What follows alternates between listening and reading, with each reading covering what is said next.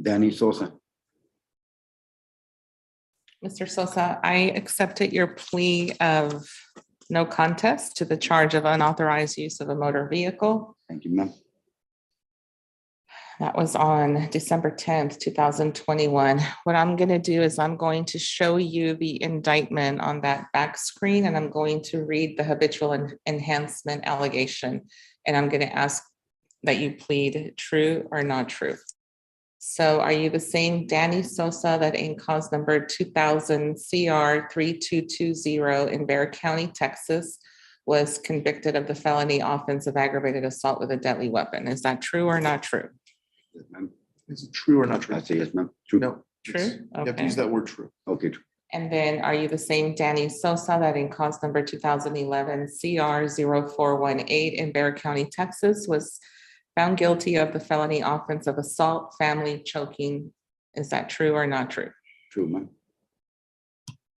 I will enter a plea of true for both enhancement counts, and I do find that they are true. So now what you're looking at is a second-degree felony. This is a cap of 10. It's silent on your application for probation. I have reviewed the TAP evaluation and the PSI.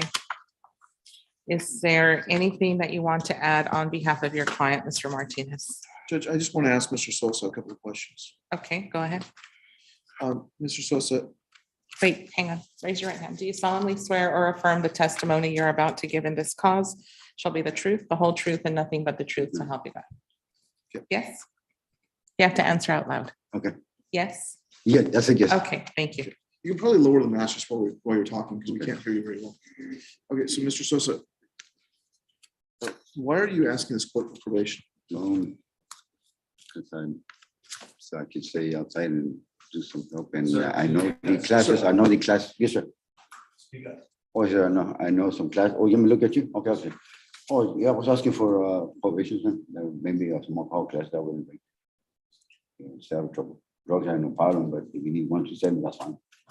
Okay, and so you believe that you'll benefit by being supervised? Yes, sir. Okay, and that'll help you stay out of trouble. Yes, sir. You also believe that you need some help, especially with your alcohol issues. Yes, sir. Yes, sir. Okay, and there was alcohol involved in this incident, right? Yes, sir. Yes, sir. Yes, sir. You also understand that there's some restitution. There's some, it cost the gentleman money to get the car to pound, right? Yes, sir. And there may have been some repairs. Okay, and so if you work, you can pay back that restitution. Yes, sir. Yes, sir. I can pay that back. Right, and I mean, even though this was kind of a crime of opportunity, you feel bad about this, right? Yes, sir. Okay. Most definitely. And you're appreciative that the person this happened to, this person's okay with you getting probation. Do you understand that? Okay, I appreciate it, sir. Very kind. Okay, and even though it's not up to him, it's up to the judge. Yes, sir. You know, that is his opinion. Do you understand that? Yes, sir. Okay. Thank you, sir. No other questions? State, this is a silent application. Is there any factual disputes that you need to speak to? I don't believe so, Your Honor. I have no further questions for this witness. And that being said, the court does have the evidence before it by way of State's Exhibit 1 and attachments that are unobjected. As well, the court has the PSI before it. I think that all of the information the court needs to make the appropriate decision is before the court at this time.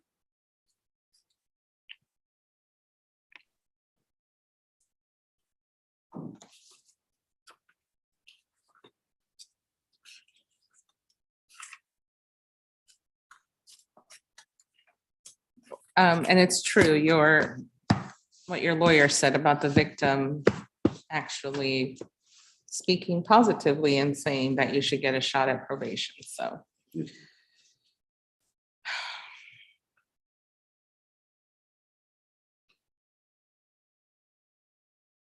I'm going to grant deferred.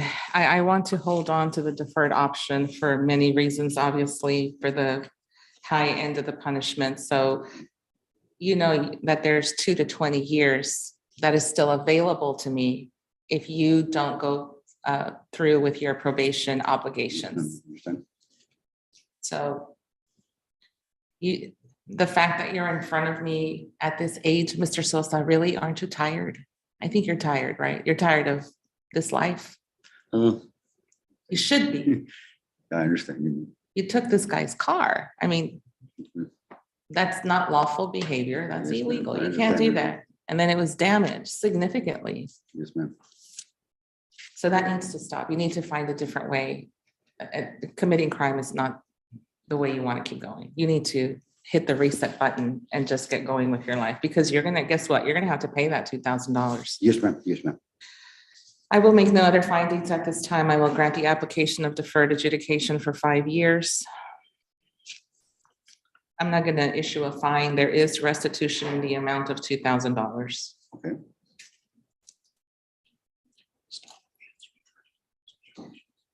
I actually just want you to focus on that. I'm not gonna order anything else because I also don't need to supervise you for 5 years. If you pay those $2,000 off, you report, we're gonna do bi-weekly UAs to start. You need to stay clean. You need to pay this gentleman back. And I don't need to supervise you forever. You can get this done in sooner than 5 years, get it done and be off my docket forever. You understand? This is a plea bargain case. I did follow the plea bargain agreement. You do not have a right to appeal.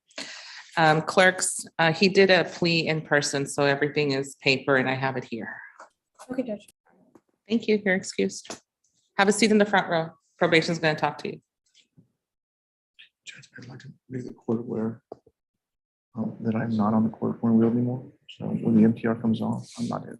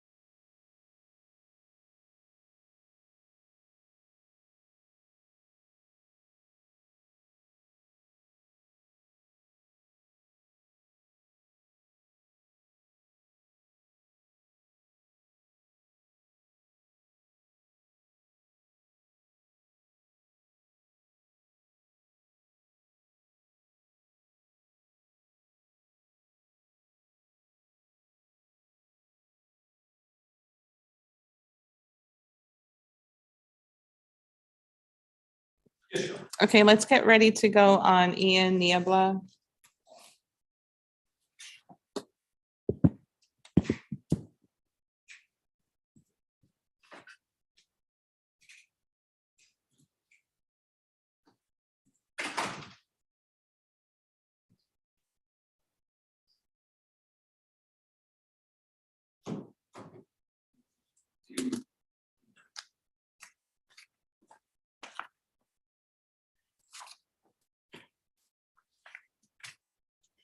Who's going to handle this one for the state? Your Honor, Travis Rodriguez for the state. Okay, let me call it. This is cause number 2021 CR 1634, the state of Texas versus Ian Matthew Niebla. Attorneys, please make your announcements for the record. Travis Rodriguez for the state of Texas. Robert Folder from Mr. Niebla, we're ready. Mr. Niebla is appearing in person. Go ahead and tell me your full name. Ian Matthew Niebla. This is an opposed application.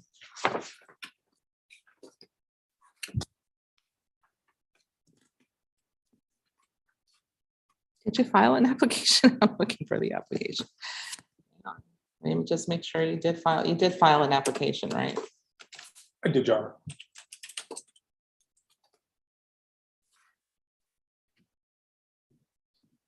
For purposes of the record, I did receive a sentencing memorandum with, I mean, I can't tell you how many letters I read, but there was a lot of letters. Yes, you do have an application on file. So I did read those. Do you have any witnesses? This is an opposed application. Your Honor, I don't have any live testimony due to the sentencing memorandum, and I just have argument whenever the court is ready for that. And then we did review the PSI and the tax evaluation, and I'll address those issues at the proper time. State, do you have any witnesses?